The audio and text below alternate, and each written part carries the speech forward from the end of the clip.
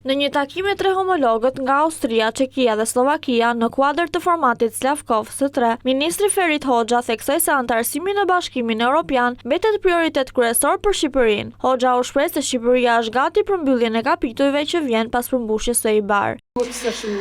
Ritheksova se antarësimi në BE mbetet prioriteti strategjik kryesor i Shqipërisë, i mbështetur fuqimisht nga një konsensus i gjerë kombëtar. Jemi plotësisht angazhuar për të ruajtur këtë ritëm të fortë dhe të presim përmbushjen e IBAR-it sa më shpejt në një periudhë më të afërt, duke hapur rrugën për fazën e ardhshme të negociatave, atë të mbylljes së kapitujve për të cilën kemi punuar dhe jemi përgatitur gjatë kësaj kohe. Ai nënvizoi se perspektiva e qartë europiane për të gjitha vendet e rajonit është thelbësore, ndërsa mbështetja politike për zgjerimin e Bashkimit Evropian, integrimi gradual dhe koordinimi më i ngushtë mes shteteve anëtare dhe vendeve të Ballkanit duhet të mbetet në qendër të agjendës së përbashkët.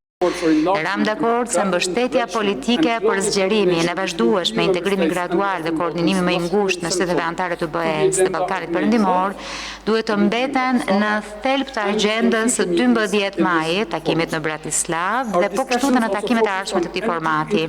Diskutimet tona u përqendruan gjithashtu në ndërlidhjet energjetike dhe korridoret e transportit, veçanërisht në dritën e zhvillimeve aktuale gjeopolitike për të shitur situatën në lindjen e mesme.